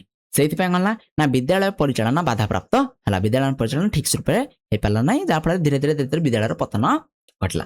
ଠିକ ଅଛି, ଏଇ ଚାରିଟା ହଉଛି ସବୁଠୁ ଇମ୍ପୋର୍ଟାଣ୍ଟ କାରଣ। ଆଉ ଗୋଟେ କାରଣ କଣ, ଆଉ କିଛିଟା କାରଣ ରହିଛି, ଗୋଟେ ଦିଟା ଏତେ ଇମ୍ପୋର୍ଟାଣ୍ଟ ନୁହଁ କିନ୍ତୁ ନିଶ୍ଚିତ ଭାବରେ ଦୈହିକ ଶ୍ରମ ପ୍ରତି ଅସୂୟା ମନୋଭାବ। ପୁସ୍ତକ ପଠନ ଅପେକ୍ଷା ଶ୍ରମକୁ ଅଧିକ ମର୍ଯ୍ୟାଦା ଦିଆଯାଉଥିଲା। ଠିକ ଅଛି ନା, କାମ କରିବା ଉପରେ ବିଭିନ୍ନ ପ୍ରକାର କାର୍ଯ୍ୟକ୍ରମ ଉପରେ ଗୁରୁତ୍ୱ ଦିଆଯାଇଥିଲା, ଯାହାଫଳରେ ପିଲାମାନେ ଆଉ ଶିକ୍ଷକମାନେ ଏଟାକୁ ନାପସନ୍ଦ କରୁଥିଲେ। ତା ସହିତ ବିଦ୍ୟାଳୟରୁ ପାସ୍ ହେବା ପରେ, ଉତ୍ତୀର୍ଣ୍ଣ ହେବା ପରେ ସରକାରୀ ଚାକିରି ପାଇଁ ଏମାନେ ଯୋଗ୍ୟ ବିବେଚିତ ହେବେ ନାହିଁ ବୋଲି ଧାରଣା ସୃଷ୍ଟି ହେଲା ଯେ ସତ୍ୟବାଦୀ ବନବିଦ୍ୟାଳୟ ଯେଉଁମାନେ ପାଠ ପଢି ବାହାରୁଛନ୍ତି ସେମାନେ କଣ ହବ, ସରକାରୀ ଚାକିରି କରିପାରିବେ ନାହିଁ। ଯୋଉଥିପାଇଁ କଣ ନା ଶିକ୍ଷାର୍ଥୀମାନଙ୍କର ପରିମାଣ ଅନେକ ଭାବରେ କମିବାକୁ ଲାଗିଲା। ଏଇ ଯୋଉ ଭୁଲ ଚିନ୍ତାଧାରା ଥିଲା ଲୋକମାନଙ୍କର, ସେଇଥିପାଇଁ ପିଲାମାନେ କଣ କଲେ ନା ବିଦ୍ୟାଳୟକୁ ପାଠ ପଢିବାକୁ ଆସିଲେନି ବା ପିତାମାତା ମାନେ ପିଲାମାନଙ୍କୁ ଛାଡ଼ିଲେ ନାହିଁ। ଇଏ ମଧ୍ୟ ଗୋଟେ କାରଣ। ନେକ୍ସଟ କଣ ନା ଗୋପବନ୍ଧୁଙ୍କ ଅକାଳ ମୃତ୍ୟୁ। ଏଠି ଆମେ ଜାଣିବା ଦରକାର ଯେ 1926 ବିଦ୍ୟାଳୟ ବନ୍ଦ ହେଇଗଲା। ଦେଖ 1926 ବିଦ୍ୟାଳୟ ବନ୍ଦ ହେଇଗଲା, ଆଉ ଗୋପବନ୍ଧୁଙ୍କର ମୃତ୍ୟୁ ହେଉଛି 1928 ଜୁନ 17 ତାରିଖରେ। ତାମାନେ ଏ ବିଦ୍ୟାଳୟ ଯଦି ବନ୍ଦ ହେଇଗଲା, ଆକୁ ପୁଣି ଥରେ ଷ୍ଟାର୍ଟ କରାଯାଇ ପାରିଥାନ୍ତା, କିନ୍ତୁ ଯେହେତୁ 1928 ଜୁନ 17 ତାରିଖରେ ଗୋପବନ୍ଧୁଙ୍କର ମୃତ୍ୟୁ ହେଉଛି, ମାତ୍ର 51 ବର୍ଷ ବୟସରେ ତାଙ୍କର ଦେହାନ୍ତ ହେଉଛି, ଆଉ ଏଇ ଅକାଳ ବିୟୋଗ ଗୋପବନ୍ଧୁଙ୍କର ଏଇ ଯୋଉ ବିଦ୍ୟାଳୟ ଥିଲା ତାକୁ ଅନାଥ କରିଦେଇଥିଲା। ଆ ପରେ ପରେ 5 ବର୍ଷ ମଧ୍ୟରେ ପଞ୍ଚସଖାଙ୍କର ମଧ୍ୟ ମୃତ୍ୟୁ ଘଟୁଛି, ଯାହାପରେ ବିଦ୍ୟାଳୟକୁ ଆଉ କଣ କେହି ପୁଣି ଥରେ କଣ କରିପାରୁନାହାନ୍ତି, ଚଳେଇ ପାରୁନାହାନ୍ତି। ତ ଏମିତି ବିଭିନ୍ନ କାରଣ ଯୋଗୁଁ ସତ୍ୟବାଦୀ ବନ ବିଦ୍ୟାଳୟର ପତନ ଘଟିଲା। ଏତେ ଗୋଟେ ବହୁତ ବଢିଆ ଶିକ୍ଷା ବ୍ୟବସ୍ଥାର ପତନ ଘଟିଥିଲା। ଠିକ ଅଛି, ଆଶା କରୁଛି ତୁମେ ବିଷୟଟିକୁ ସମ୍ପୂର୍ଣ୍ଣ ରୂପେ ବୁଝିପାରିଥିବ। ଠିକ ଅଛି ନା ନାଇଁ? ତେଣୁ ସେ ଯାହା ବି ହଉନା କାହିଁକି ଆଜି ପର୍ଯ୍ୟନ୍ତ ପଣ୍ଡିତ ଗୋପବନ୍ଧୁ ଦାସଙ୍କର ଏଇ ଯୋଉ ଓଡ଼ିଶାର ପିଲାମାନଙ୍କର ଉନ୍ନତି ପାଇଁ ଏଇ ଯୋଉ ବିଦ୍ୟାଳୟ ପ୍ରତିଷ୍ଠା ହେଇଥିଲା, ଏଇ ବିଦ୍ୟାଳୟ ଓଡ଼ିଶାର ସାଂସ୍କୃତିକ, ଅର୍ଥନୈତିକ, ରାଜନୈତିକ ପୁନର୍ଜାଗରଣର ଗୋଟେ ଉତ୍ସ ନିହାତି ଭାବରେ ଥିଲା ବୋଲି ଆମେ କହିପାରିବା। ତେଣୁ ବିଦ୍ୟାଳୟର ପତନ ଯଦିଓ ଦୁଃଖଦ ଥିଲା, ଯଦିଓ କଣ କହିପାରିବା ଦୁର୍ଭାଗ୍ୟଜନକ ଥିଲା, ଏଇ ବିଦ୍ୟାଳୟ ମାଧ୍ୟମରେ ଗୋପବନ୍ଧୁଙ୍କର ଯୋଉ ଦୃଢ଼ ଚେଷ୍ଟା ଥିଲା, ଦୃଢ଼ ନିଷ୍ଠା ଥିଲା ଯେ ପିଲାମାନଙ୍କୁ ଶିକ୍ଷିତ କରିବା, ପିଲାମାନଙ୍କୁ ଉତ୍ତମ ଶିକ୍ଷା ପ୍ରଦାନ କରିବା, ସମସ୍ତଙ୍କୁ ଶିକ୍ଷା ପ୍ରଦାନ କରିବା, କେହି ଯେମିତି ଶିକ୍ଷାରୁ ବଞ୍ଚିତ ହେଉନି, ତାକୁ ଆମେ ଏଥିରୁ ଜାଣିବାକୁ ପାଉଛେ। ଆଉ ଗୋପବନ୍ଧୁଙ୍କର ଏଇ ଯୋଉ ଶିକ୍ଷା ଜିନିଷ ଆମେ ପଢିଲେ, ସେ ଭିତରୁ ବିଭିନ୍ନ ପ୍ରକାରର ଦିଗକୁ ଆଜି ମଧ୍ୟ କେତେଟା ସ୍କୁଲରେ କଣ କରାଯାଉଛି ନା ଆମେ ଆପ୍ଲାଏ କରିବାର ଦେଖୁଛେ। ଠିକ ଅଛି, ତେଣୁ ଆଶା କରୁଛି ସମସ୍ତେ ବିଷୟଟିକୁ ବହୁତ ଭଲ ଭାବରେ ବୁଝିପାରିଥିବ। ନେକ୍ସଟ କ୍ଲାସରେ ଆମେ ଅରବିନ୍ଦଙ୍କ ପୂର୍ଣ୍ଣାଙ୍ଗ ଶିକ୍ଷାକୁ ଡିଟେଲ୍ସ ଆଲୋଚନା କରିବା। ତେଣୁ ଯଦି ଭିଡ଼ିଓଟି ଭଲ ଲାଗିଲା ନିଶ୍ଚିତ ଭାବରେ ଲାଇକ୍ କରିବ, ଚ୍ୟାନେଲକୁ ନିଶ୍ଚିତ ଭାବରେ ସବସ୍କ୍ରାଇବ କରିବ, ତା ସହିତ ପିଲାମାନଙ୍କୁ, ସାଙ୍ଗସାଥିମାନଙ୍କୁ ଏ ଭିଡ଼ିଓଟି ସେୟାର କରିବ। ତା ସହିତ ଯଦି ତୁମକୁ PDF ଦରକାର ନିଶ୍ଚିତ ଭାବରେ କମେଣ୍ଟ କର, ଆଉ ମୁଁ ତୁମକୁ PDF ପ୍ରଦାନ ନିଶ୍ଚିତ ଭାବରେ କରିବି। ଠିକ ଅଛି, ତୁମର ଦରକାର। ଠିକ ଅଛି, ଥ୍ୟାଙ୍କ ୟୁ ସୋ ମଚ୍। ଦେଖା ହବା ନେକ୍ସଟ କ୍ଲାସରେ। ସେ ପର୍ଯ୍ୟନ୍ତ ବହୁତ ବହୁତ ଧନ୍ୟବାଦ। ପାଠ ପଢ଼, ନିଶ୍ଚିତ ଭାବରେ ଭଲ ରେଜଲ୍ଟ କରିବ।